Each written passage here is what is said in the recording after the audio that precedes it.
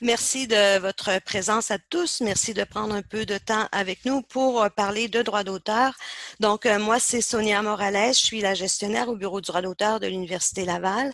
Le Bureau du droit d'auteur est un service qui est offert à l'ensemble de la communauté universitaire. Donc, n'hésitez pas à nous consulter. On a également un site web là, qui est assez complet, là, qui regroupe plusieurs informations. Donc, c'est moi qui vais débuter. La présentation d'aujourd'hui s'intitule Le droit d'auteur, un atout important dans votre pratique professionnelle. Le titre, il n'est pas anodin, bien sûr. C'est un atout qui va vous éviter de commettre des erreurs parfois coûteuses en termes de temps et aussi en termes d'argent. Et nous vous proposons donc d'instaurer de bonnes pratiques en amont de votre projet parce que le droit d'auteur, c'est bien pratique quand on utilise les règles en amont d'un développement. Alors, dans le cadre de cette présentation, je vais débuter avec quelques notions de base en droit d'auteur en guise d'introduction. Après, on va parler plus spécifiquement de la titularité, hein, parce que souvent, l'auteur et le titulaire ne sont pas nécessairement les mêmes personnes. Donc, on va regarder la titularité dans le cadre d'un emploi selon la loi sur le droit d'auteur, mais aussi sous l'angle du règlement sur la propriété intellectuelle à l'Université Laval, pardon. Nous allons aborder également les distinctions entre la cession de droit ou l'octroi de licence. Et en guise de conclusion, Lynn va vous définir différentes étapes pour un projet respectueux en droit d'auteur. Pour débuter, j'aimerais juste que l'on fasse une distinction entre propriété intellectuelle, droit d'auteur et propriété industrielle, parce que ces notions sont souvent confondues. En fait, c'est pas très compliqué. La propriété intellectuelle se divise en deux grands groupes. D'un côté, vous avez les droits d'auteur et de l'autre côté, la propriété industrielle. On dit propriété industrielle parce qu'elle réfère à des objets d'application industrielle comme le brevet, les obtentions végétales, les indications géographiques protégées comme l'agriculture biologique, les marques et les dessins. De l'autre côté, c'est le droit d'auteur qui constitue aussi un grand groupe qui se subdivise en 4 catégories. Donc, le droit d'auteur comprend les œuvres littéraires, dramatiques, musicales et artistiques. Dans le cadre de cette présentation, nous allons aborder uniquement l'aspect de droit d'auteur. Comme dit précédemment, la loi sur le droit d'auteur protège 4 catégories d'œuvres, 4 types d'œuvres, les œuvres littéraires telles que, de manière plus classique, les articles scientifiques et les livres, mais également les sites web, les fiches d'information, les questionnaires, les outils d'aide à la décision, les guides de référence, les modèles de prédiction, mais aussi les logiciels et les applications. La loi protège également les œuvres artistiques telles que les photographies, les dessins, les graphiques, les cartes, les gravures, etc., ainsi que les œuvres dramatiques et musicales. Ce qui n'est pas protégé par la loi, ce sont les idées. Je vais juste reprendre parce que les idées, les données factuelles, donc les faits qui sont observés sur le terrain, ou les données historiques connues, les formules chimiques ou mathématiques connues ou évidentes, ainsi que, et c'est peut-être très pertinent pour votre domaine, pour votre champ de compétences, les données brutes. Les données qui sont collectées sur le terrain, par exemple par un chercheur, et qui ne sont pas interprétées, donc il n'y a pas eu un apport créatif de la part de l'auteur, elles ne sont pas protégées par la loi sur le droit d'auteur. La loi sur le droit d'auteur, va donc protéger les données qui sont analysées, compilées, etc. Le droit d'auteur subsiste pendant la vie de l'auteur plus 50 ans suivant son décès. Pour une œuvre qui est créée en collaboration, c'est 50 ans suivant le décès du dernier co-auteur. Après, on dit que l'œuvre tombe dans le domaine public. Elle est alors librement accessible et elle peut être utilisée sans qu'on ait besoin de demander une permission à l'auteur. Donc, la première condition pour qu'une œuvre soit protégée par la loi sur le droit d'auteur, c'est de répondre aux 4 catégories précédentes. La deuxième condition, c'est l'originalité. En effet, l'œuvre doit exprimer un minimum de talent et de jugement. Par le talent, on réfère au recours à des connaissances, à une aptitude, à une compétence, alors que le jugement, c'est la capacité, la faculté de discernement, la capacité à prendre des choix, à prendre des décisions. C'est pourquoi souvent les œuvres qui sont créées par l'intelligence artificielle ne se qualifient pas comme des œuvres protégées en vertu de la loi sur le droit d'auteur parce que la machine n'a pas cette faculté de prendre des décisions, de faire des choix et cette faculté de discernement. Mais il y a des distinctions qui s'imposent. J'en parlerai pas aujourd'hui. Il y a des présentations qui sont expressément prévues sur l'intelligence artificielle si jamais ça vous intéresse. Troisièmement, l'œuvre doit être fixée sur un support, que ce soit un support tangible comme du papier ou intangible comme votre ordinateur. Dès lors que vous répondez à ces critères, la protection légale s'applique aussitôt et celle-ci, elle est internationale. L'enregistrement à l'Office de la propriété intellectuelle du Canada n'est pas nécessaire non plus et même le symbole copyright n'est pas obligatoire. Donc, c'est pas parce que vous trouvez un document, par exemple sur Internet, que le symbole copyright n'apparaît pas, que l'œuvre n'est pas protégée par la loi sur le droit d'auteur. En revanche, on vous suggère de toujours intégrer le symbole dans vos œuvres ou vos documents parce que ça permet de rappeler que l'œuvre est protégée par la loi. Donc, le droit d'auteur se divise en 2 types de droits. Vous avez d'un côté les droits économiques et de l'autre côté les droits moraux. Les droits économiques, c'est les droits qu'on appelle également les droits patrimoniaux. Donc, les droits économiques, c'est le droit de publier, de reproduire, le droit d'exécuter publiquement, de traduire, d'adapter ou de transformer une œuvre, mais c'est également le droit pour l'auteur de céder ses droits à une tierce personne, par exemple comme un éditeur, afin que l'éditeur puisse exercer ses droits au lieu de l'auteur. Donc, l'éditeur devient alors, par le biais de la cession, le nouveau titulaire ou, si vous préférez, le détenteur des droits d'auteur. Donc, les droits économiques, c'est des droits de gestion sur l'œuvre et ces droits, ils peuvent être cédés. En revanche, les droits moraux font référence au droit à l'intégrité de l'œuvre et le droit à la paternité. C'est-à-dire que seul l'auteur peut modifier son œuvre et en tout temps, il doit être cité comme étant l'auteur de l'œuvre ou du document, peu importe. Les droits moraux ne peuvent pas être cédés. C'est vraiment des droits qui sont intrinsèquement liés à la personne de l'auteur. Toutefois, les auteurs pourraient renoncer par écrit à l'exercice de leurs droits moraux. J'ai justement évoqué l'adaptation et la modification. Je vous ai dit que l'adaptation, c'est un droit patrimonial qui peut être cédé, alors que la modification, c'est un droit qui fait partie du droit moral, du droit à l'intégrité. Donc, c'est important de bien distinguer lorsque vous adaptez ou modifiez une œuvre ces 2 terminologies parce que ça a des répercussions en droit d'auteur qui sont complètement différentes. L'adaptation signifie un travail de sélection dans l'œuvre originale de manière à la transformer soit sous une autre forme ou à ajouter ou à supprimer des éléments sans nécessairement modifier le contenu. On ne touche pas à l'intégrité de l'œuvre. On fait juste des modifications, soit en adaptant la forme, soit des modifications qui sont plutôt cosmétiques. On change le fond pour l'adapter à notre site web, etc. Le droit à la modification appartient à l'auteur et à ses représentants si jamais l'auteur y a renoncé. Donc, la modification touche l'intégrité de l'œuvre et à ce moment-là, vous devez vraiment obtenir une renonciation de l'auteur pour pouvoir faire des modifications importantes dans l'œuvre. Maintenant, il y a une différence. J'ai abordé que vous pouvez céder vos droits à une tierce personne qui les exerce à votre place. Vous pouvez également licencier ou octroyer certains droits. En fait, pour différencier la cession de la licence, on dit que la cession est à la vente, ce que la licence est au louage.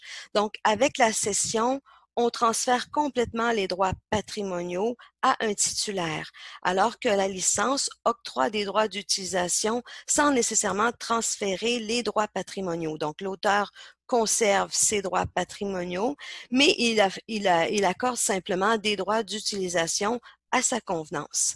Donc, la cession, on peut céder ses droits patrimoniaux sur l'œuvre en totalité ou en partie, à titre gracieux ou contre redevance, pour la durée du droit d'auteur, ou vous pouvez également spécifier une autre durée. Pour la licence, c'est une autorisation écrite qui est accordée à une personne physique d'exercer certains droits et vous pouvez alors les restreindre, soit restreindre le territoire, soit restreindre le type d'œuvre, la durée, etc. Vous pouvez une licence exclusive, donc vous octroyez des droits à une seule personne, un seul exploitant, et vous pouvez également accorder des licences non exclusives. C'est en général ce qui se produit le plus souvent. Donc, vous octroyez alors différentes permissions à différentes personnes.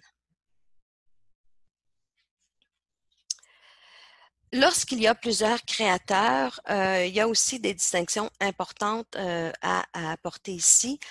Si une ou plusieurs personnes ont collaboré à la préparation d'une œuvre et que la part créée des uns et des autres n'est pas distincte de celle créée par les autres, il s'agit d'une œuvre en collaboration.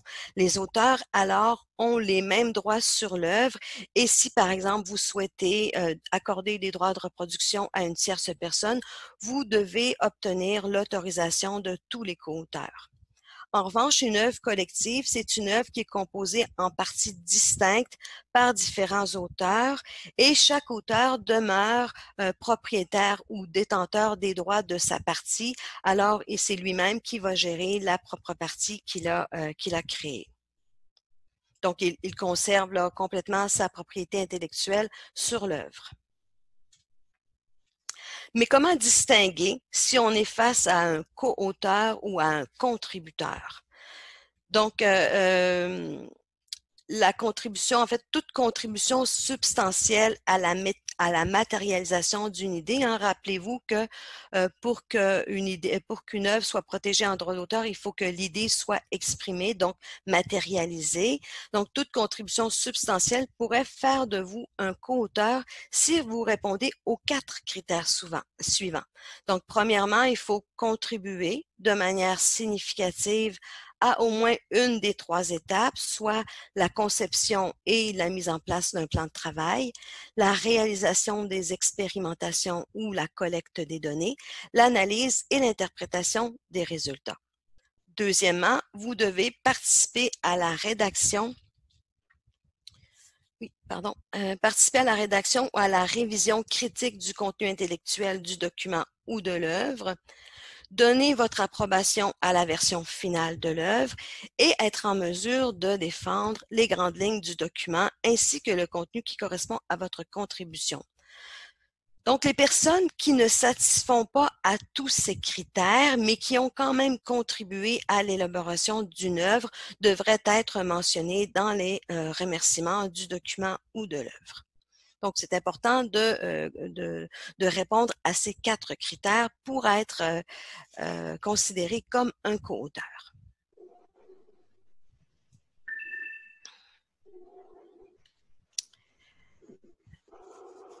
Je vais céder la parole à ma collègue Lynn qui va vous parler en tout cas, vous proposer quelques mises en situation sur la titularité puis également sur les droits moraux.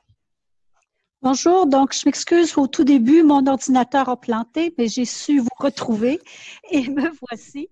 Donc, je complète la présentation de Sonia en vous présentant des situations qui sont très proches de votre propre réalité pour vous amener à bien comprendre donc les notions qu'elle vous a présentées et vous questionner sur ces notions-là dans votre contexte de travail et aiguiser vos réflexes sur ces différentes notions-là.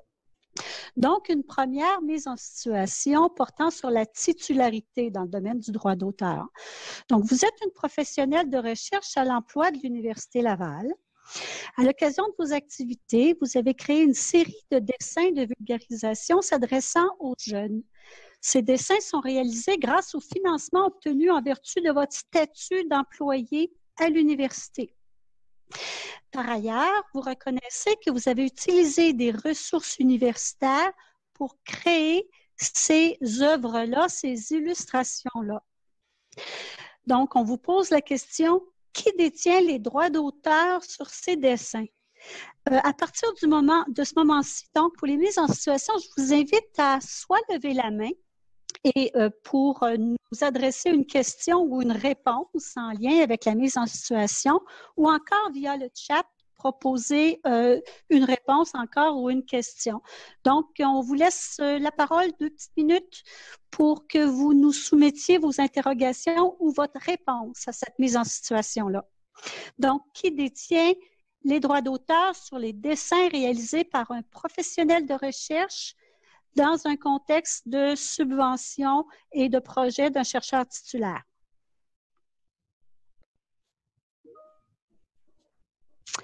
Puis, à défaut d'avoir de questionnements ou des réponses, bien, il va falloir que je vous donne tout cru. En fait, si je peux juste ajouter, allez-y un petit peu à la pêche parce que on n'a pas encore abordé le concept de la titularité, mais on voulait juste un peu avoir votre impression à ce stade-ci. Mais vous aurez les réponses tout de suite après, là, en fonction de la titularité. Donc, on a des personnes qui commencent à se prononcer. Il y a quelqu'un qui dit que le droit appartient à la professionnelle et d'autres que ça appartient à l'université. Bon. La majorité, à ce moment-ci, disent que ça appartient à l'université, mais déjà, un autre professionnel qui s'ajoute. Donc, vous voyez, vous êtes tous un membre d'une même équipe, peut-être, et puis déjà, vous avez une réponse différente alors qu'il y a une seule bonne réponse. Donc, on va vous présenter là, les éléments importants qui permettent de bien répondre à la question. Donc, Sonia, si tu peux. Vas-y, Sonia. Je vais reprendre, Lynn, parce que c'est vraiment la loi sur le droit d'auteur, puis je vais te laisser poursuivre pour le reste. En fait, la règle générale dans la loi sur le droit d'auteur, c'est l'article 13 au paragraphe 1 qui nous dit que, sous réserve d'autres dispositions de la loi, l'auteur est le premier titulaire des droits d'auteur sur cette œuvre. Par contre, le paragraphe 3 émet une exception très importante et prévoit que lorsque l'auteur est employé, soit dans un contrat d'emploi ou d'apprentissage, pardon, je vais prendre parce que mon écran est à moitié caché. Donc, lorsque l'auteur est employé dans un contrat d'emploi ou d'apprentissage incluant un stage ou un contrat de recherche et que l'œuvre est exécutée dans le cadre de cet emploi, l'employeur est, à moins d'une stipulation contraire au contrat, le premier titulaire du droit d'auteur sur cette œuvre. Alors là, on a un exemple où justement l'auteur et le titulaire sont deux personnes différentes.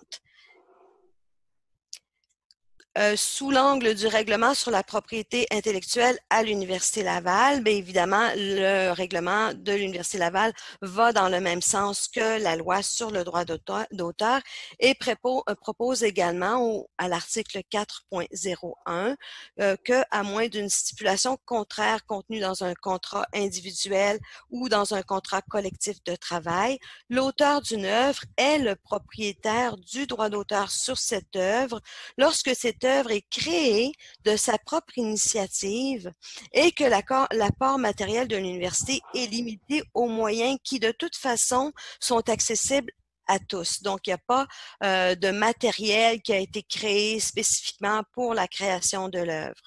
En revanche, c'est l'université qui est propriétaire du droit d'auteur sur une œuvre qui est exécutée par un membre de l'université lorsque l'œuvre elle est commandée ou financée par l'université ou par tout autre organisme ayant eu une entente avec l'université à cet effet, ou lorsque l'œuvre est exécutée, a fait l'objet d'une demande spécifique de l'université ou du département ou peu importe. Donc, la rédaction d'une entente précisant la titularité, précisant la cession de droit ou l'octroi de licence permet justement d'éliminer toute ambiguïté parce que la loi sur le droit d'auteur et le règlement sur la propriété intellectuelle amènent une série d'interprétations. Donc, il faut ouvrir les contrats de travail. Est-ce que l'œuvre a été exécutée dans le cadre de l'emploi? Est-ce que l'œuvre a été exécutée après les heures? Est-ce que l'œuvre est complémentaire ou l'œuvre fait-elle partie des livrables au projet? Donc, pour éviter là, des ambiguïtés là, de cet ordre-là, vaut mieux être très clair dans la rédaction de son contrat de travail. Alors, Lynn, je te laisse poursuivre. Mais peut-être donc pour finaliser, là, avec les informations que vient de vous donner Sonia, donc je pense que désormais vous devez comprendre que dans le cas qui vous a été présenté, c'était bien l'institution qui était propriétaire des droits d'auteur qui ont été créés par une professionnelle de recherche. Il faudrait comprendre que toute œuvre, même si ça avait été un étudiant ou tout autre employé de l'Université Laval, à partir du moment où une chercheure titulaire du projet a donné un mandat à la personne pour réaliser l'œuvre et qu'elle aurait été soit payée, soit utilisé des ressources de l'institution, c'est l'institution qui est titulaire du droit d'auteur. Mais ce qu'il faut comprendre aussi, puis la loi, le règlement de l'Université Laval le dit bien, l'exécutant, donc dans ce cas-là, le professionnel de recherche, conserve ses droits moraux sur l'œuvre. Donc, il a droit à l'intégrité et la paternité. Et on va voir les conséquences tout à l'heure là, pour la chercheure de cette conservation des droits moraux aux différents co-auteurs des œuvres qui font partie de son grand projet. Donc, une autre question, cette fois sur la titularité, mais de tiers qui contribuent, donc de professionnels ou de gens qui ne sont pas membres de l'Université Laval. Donc, dans ce contexte-là, voici le cas à partir de vos dessins. Vous faites développer une application mobile par une entreprise qu'on a nommée WordGame dans le cas présent, une entreprise qui est spécialisée en développement d'applications logicielles. Donc, une expertise que vous ne détenez pas au sein de l'équipe, vous souhaitez le faire réaliser par une personne d'une entreprise spécialisée que vous connaissez bien. C'est donc un employé de la firme qui va réaliser le travail. Vous avez transféré un 5 000 $ à l'entreprise pour la réalisation des services. Donc, vous avez une facture à cet effet. Vous avez transmis une facture et reçu le paiement. Mais sans plus, il n'y a aucun contrat, là, il n'y a aucune entente qui a été réalisée entre les parties. On voit souvent que c'est une façon de faire par les chercheurs, hein, des petits montants, surtout moins de 10 000 $. Là. On donne des petits contrats, une facture, et puis on est content, le travail est bien réalisé. Donc, dans ce contexte-là, on ne précise pas qui est titulaire de l'œuvre qui a été commandée. Donc, je vous pose de nouveau la question, qui détient le droit d'auteur? Donc, peut-être sur le chat, s'il y en a quelques-uns qui peuvent nous répondre à la lumière des nouvelles informations que vient de vous donner Sonia, le tiers a été payé dans ce cas-ci pour la réalisation de ces activités. Est-ce que c'est l'employé? Est-ce que c'est l'entreprise? Est-ce que c'est l'université qui détient les droits d'auteur?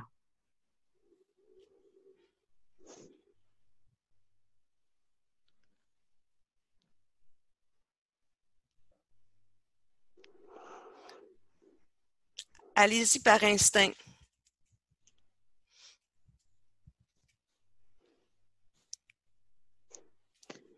Donc, la majorité des gens semblent croire que c'est l'entreprise qui détient les droits d'auteur. Donc, on va aller à la réponse. Je pense que vous avez raison là-dessus, à moins d'une mention dans le contrat de travail de l'employé, selon la loi sur le droit d'auteur. C'est l'employeur ou l'employé là qui est réputé détenir la titularité sur l'œuvre créée. Donc, dans ce cas-ci, puisqu'il n'y a pas de contrat, ce n'est pas l'entreprise qui est titulaire de l'œuvre, mais c'est la compagnie, malgré le fait qu'elle ait reçu un paiement, qui en est titulaire. Vous pouvez déjà prévoir les conséquences. Donc, qui détient le droit d'auteur? Donc, c'est l'employé qui l'a créé et peut-être l'employeur, dépendamment du contrat d'emploi. Et qui est le titulaire? Ben, c'est le premier auteur qui est aussi l'employeur qui est aussi l'employeur. C'est donc l'entreprise qui va détenir les droits de gestion sur l'application. Donc, l'entreprise conserve le droit d'accorder des droits de reproduction, modification de l'œuvre, notamment. Je ne suis pas sûre que c'était ce qui était souhaité quand vous avez accordé ce mandat-là à l'entreprise.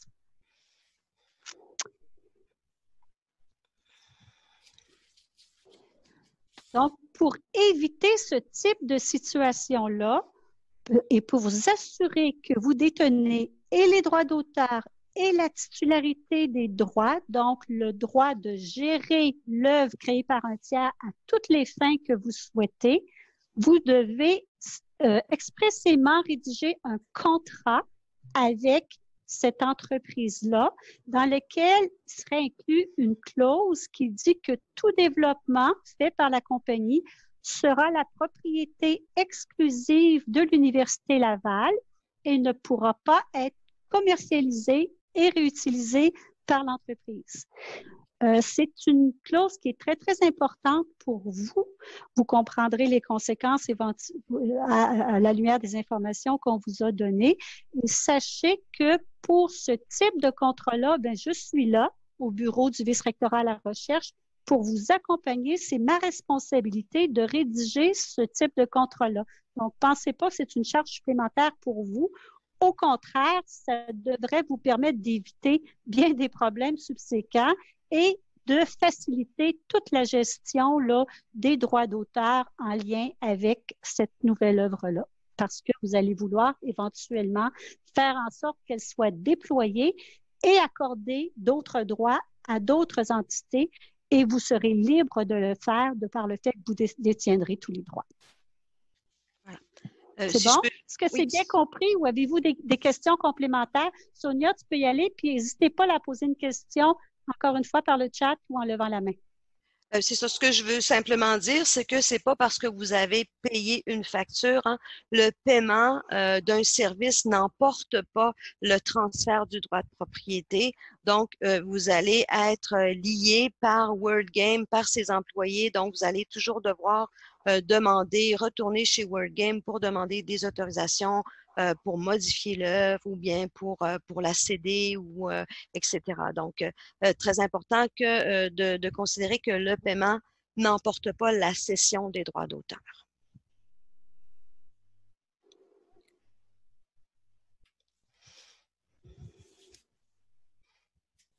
Petite mise en situation sur les droits moraux, donc qui sont les droits à l'intégrité et à la paternité que détient l'auteur. Je vous rappelle que Sonia nous a bien dit qu'à l'Université Laval, les auteurs, d'emblée, selon le règlement, conservent leurs droits moraux. Donc, voici la situation. Le ou la responsable de la création d'un outil diagnostique, qui est souvent le chercheur titulaire du projet, excusez-moi, on recommence. Le ou le responsable de la création d'un outil diagnostique que vous avez co-développé dans le cadre de votre doctorat obtient un nouveau financement pour la modifier en l'adaptant à une clientèle adolescente. Donc, il y a eu une première œuvre qui a été créée et là, à la réception d'un financement, la chercheure veut adapter à une nouvelle clientèle la même œuvre. Donc, la chercheure demande au principal auteur qui était le doctorant de renoncer par écrit à son droit moral à l'intégrité sur l'œuvre qu'il a créée. Devez-vous accepter?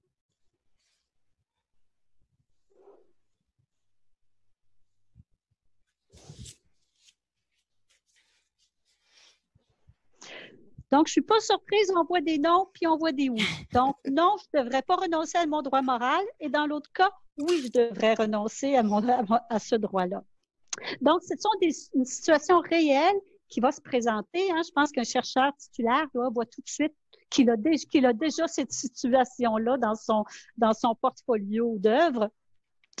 Donc, la réponse, c'est qu'étant donné votre droit à l'intégrité de l'œuvre, La chercheure ne peut pas modifier l'outil, ce que vous avez créé ou co-créé, sans avoir obtenu votre consentement écrit pour telle modification.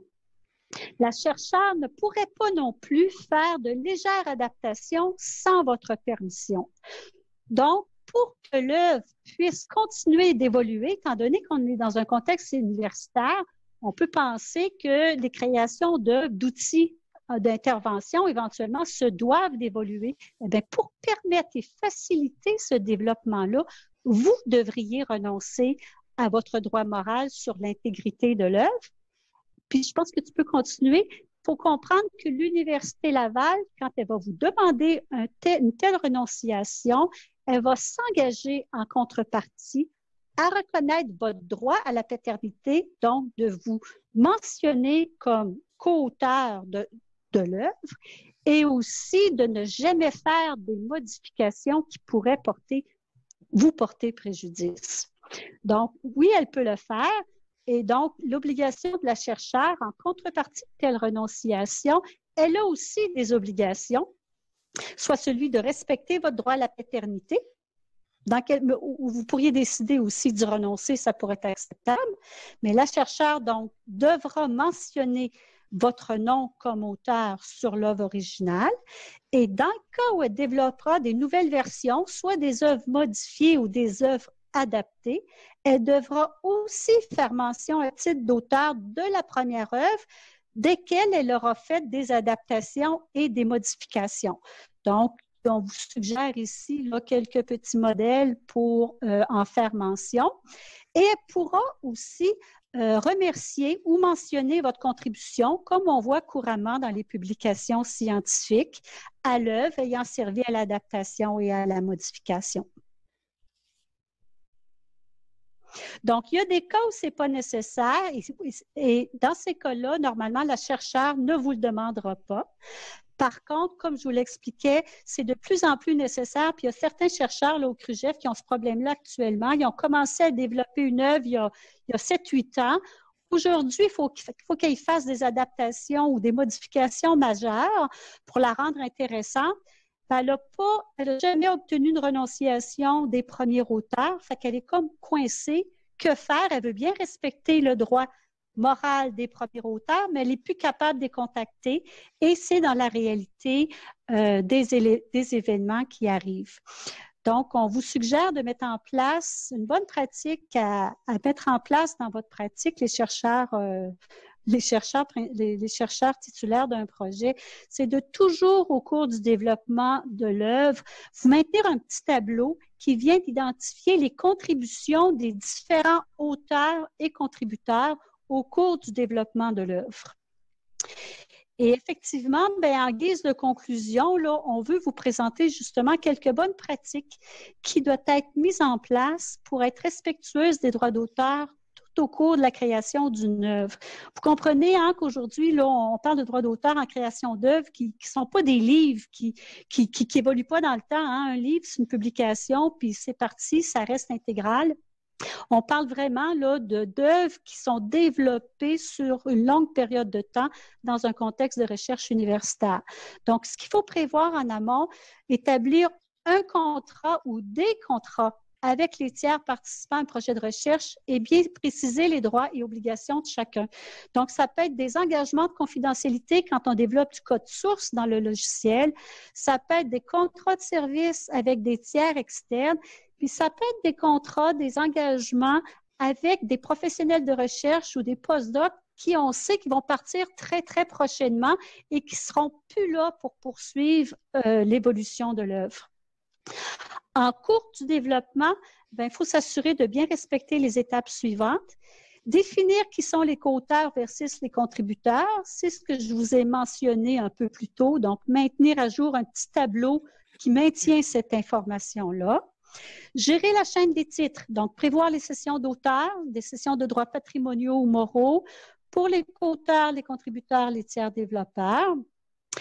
Valider les licences d'utilisation du matériel propriété d'un tiers Donc, si on souhaite tous que nos droits d'auteur soient respectés, mais il faut qu'en contrepartie, vous vous assuriez de bien respecter les droits d'auteur de tiers.